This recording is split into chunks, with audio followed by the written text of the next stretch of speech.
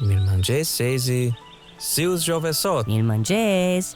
U zgjova herët dhe jam plot energji, sepse mbrëmra është të flej herët. Të flesh herët është shumë e rëndësishme për të pasur energji gjatë ditës. Shumë mirë. A je gati për të mësuar shkronjat sot? Sigurisht që po. Jam shumë i emocionuar. Si në shkojmë të mësojmë sot? Atëherë, hajde le të shkojmë drejt kopshtit magjik dhe do ta zbulojmë së bashku. Në kopshtin tonë me ngjyra dhe të luajnë me shifra. Lule e gjelbër sa do të mësojnë, shkronjat të gjitha le ti numërojnë. Nga Atex bletët fluturojnë, fëmijët me kujdes i mësojnë.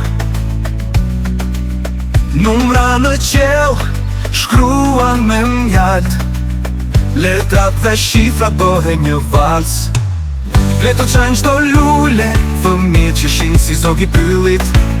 Në çdo lojë një këngëre, shkronjat e shifrat ne do t'i mësojnë.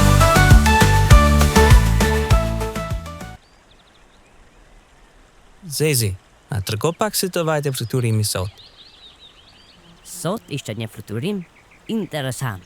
Sa lola nga koshi dhe po fluturoja drejt kopshtit magjik, vura re diçka shumë interesante.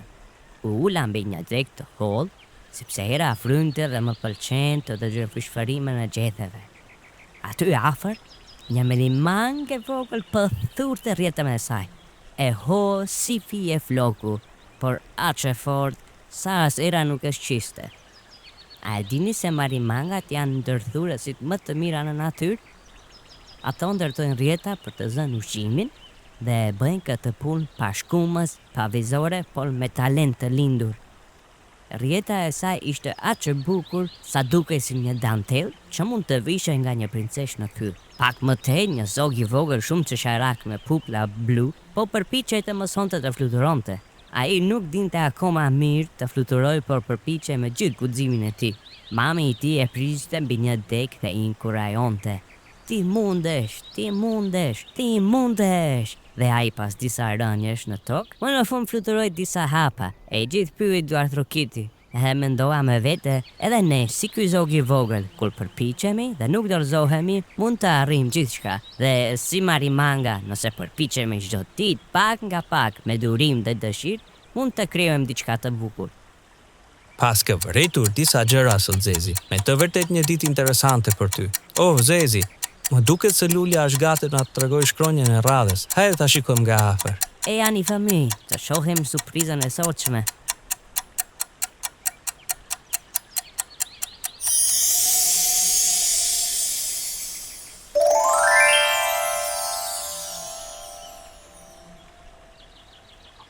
Ja ku është shkronja jonë e radhës, shkronja Ë. Shkronja Ë? Për çfarë mund ta përdorim këtë shkronjë? Le ta therasim librin e diturisë që të regjistrojmë informacionet e të zgjerojmë diturinë e kopshtit për të gjithë. Libri i diturisë, kemi nevojë për ty.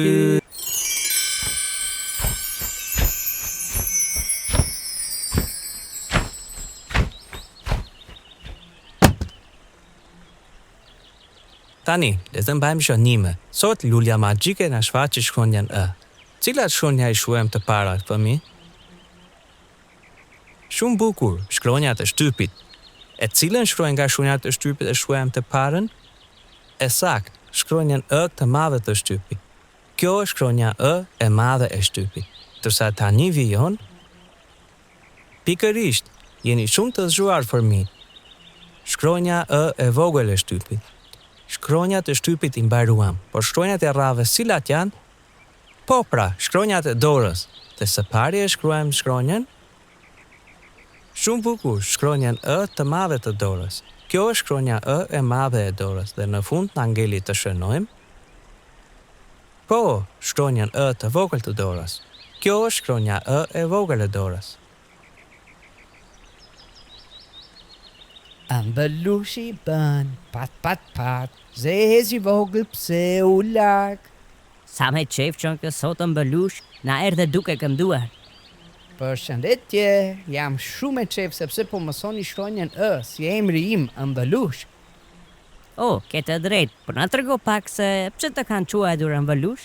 E po, në doni ta dini, mami im më thot se kur dola nga veza isha i ëmbël si ëmbëlsir, kështu që më quajtja ëmbëlush. Ua, çfarë historie e bukur. Ti qenë ke i ëmbël si mjalti, po na trego pak për ëmbëlsirat? Ëmbëlsirat janë ushqime shumë të shijshme dhe të ëmbla, si torta, kek dhe akullore. Disa janë me çokollatë, disa me fruta, dhe të gjitha janë shumë të shijshme. Çfarë aromash që kanë. Edhe mua më pëlqejnë ëmbëlsirat, por diçka është shumë e rëndësishme, nuk duhet harruar. Mamaja ime më thot se gjithçka duhet të konsumohet me mas. Nëse e tepërojmë to, ne dëmtojmë trupin ton. Për shembull, i prishim dhëmbët, e dëmtojmë stomakun. Po ashtu shtojmë edhe i qik nga pesha, e cila mund të na mundoj gjatë lëvizjeve. Ka edhe ëmbëlsira të shëndetshme, frutat ose mjalti i bletëve. Janë të ëmbla dhe njëkohësisht përmbajnë vitamina që ndikojnë pozitiv në trupin ton. Wow, ti nga dhon kaq e shijshme, më pëlqen shkronja ë. Edhe gjuat fëmijë, keni kujdes me ëmbëlsirat, se janë aq të shijshme sa që edhe mund të na dëmtojnë. Të paktën mundohuni të hani më shumë fruta, për shembull, një ditë një çokoladë, 2 ditë me radh fruta. Folët shumë gjatë për ëmbëlsira, tani edhe mua sikur më vajti mendja për diçka të ëmbël. Pasi që i shpjeguat gjërat, tani çka duhet të bëjmë fëmijë? Të therasim librin e diturisë. Pikërisht, atëherë le të therasim të gjithë së bashku. A jeni gati? 1, 2, 3. Libri i diturisë, kemi nevojë për ty.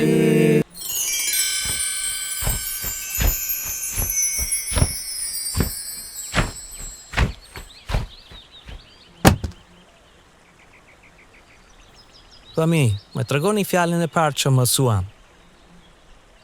Shumë e saktë. Fjala e parë ishte fjala ëmbëlush. Të shënojmë një herë emrin ëmbëlush. A, ma, b, ë, l, u, sh. Janë një foto nga ëmbëlushi. Po fjala e dyta ju kujtohet? Po, ëmbëlsir.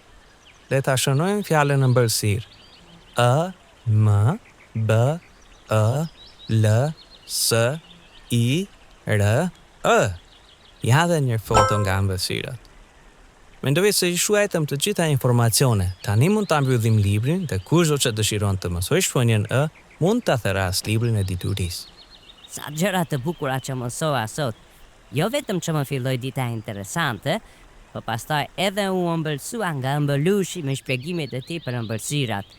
Gjëja e parë që do e bëj tani është të shkoj në koshtë të haj pak mjaltë.